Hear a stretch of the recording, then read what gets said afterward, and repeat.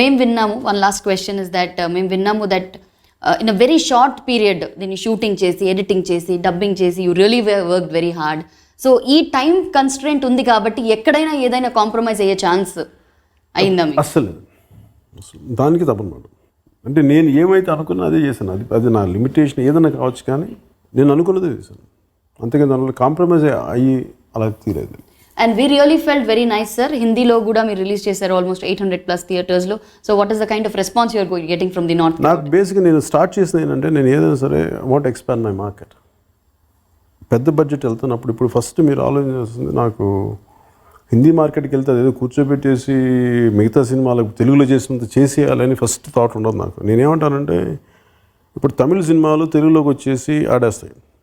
ఇక్కడ వాళ్ళు చాలా పెద్ద సినిమాలు తీయగలరు, రోబో లాంటి సినిమాలు తీయగలరు.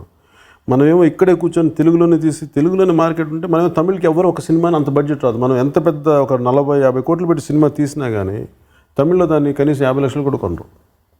అదే తమిళ్లో ఒక 20 కోట్ల సినిమా తీస్తే ఇక్కడ 20 కోట్లు లేదా 30 కోట్ల సినిమా తీస్తే ఆల్మోస్ట్ దాదాపు దాంట్లో 2/3 మార్కెట్ ఉంటుంది. వాళ్ళకున్న అడ్వాంటేజ్ మనకు లేదు అన్న విసుగు నాకు ఉంది. దానికి కారణం ఏంటంటే, మన ప్రొడ్యూసర్స్లో కానీ దీంట్లో కానీ ఎవరు వెంచర్ అవుట్ చేయరు. ఏదైతే రీమేక్ రైట్స్ అమ్మేసుకోవడం అనుకోలేదు. దీనికి ఇంక్లూడింగ్ మగధీర లాంటి సినిమా కూడా సరిగ్గా రిలీజ్ చేయలేదు నాకు. అంటే మగధీర అంటే ఒక అద్భుతమైన సినిమా.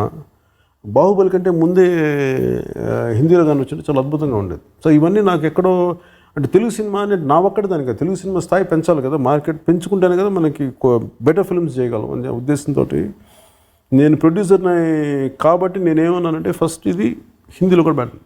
ఎందుకంటే నా సినిమాలు ప్రతి సినిమా నాదేనే కదా, any active cinema, any south Indian cinema Hindi, ఉర్దూలో, అరబిక్లో, హిందీ, లాట్ ఆఫ్ లాంగ్వేజెస్లో డబ్ అవుతుంది. అలాంటిది ఆ డబ్బింగ్ చాలా అసహ్యంగా నీచంగా ఉంటుంది.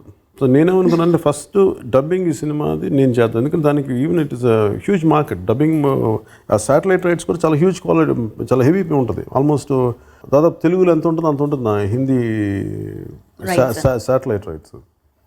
ఎంత ఎగ్జాక్ట్గా ఆల్మోస్ట్ దాని దరిదాపుల దగ్గరలోనే ఉంటుంది. ఈవెన్ నేను అనుకున్న ఫస్ట్ టీవీలో వచ్చినా కానీ క్వాలిటీగా కనిపించాలి, విజువల్ క్వాలిటీ బాగానే ఉంటుంది, కానీ వాయిస్ క్వాలిటీ చెత్తగా ఉంటుందని చెప్పి నేను దగ్గరుండి కాన్షియస్గా కొన్ని వాయిస్లు సెలెక్ట్ చేసి ఇలా ఉండాలి అని చెప్పి ఫస్ట్ దాంతో స్టార్ట్ అయింది.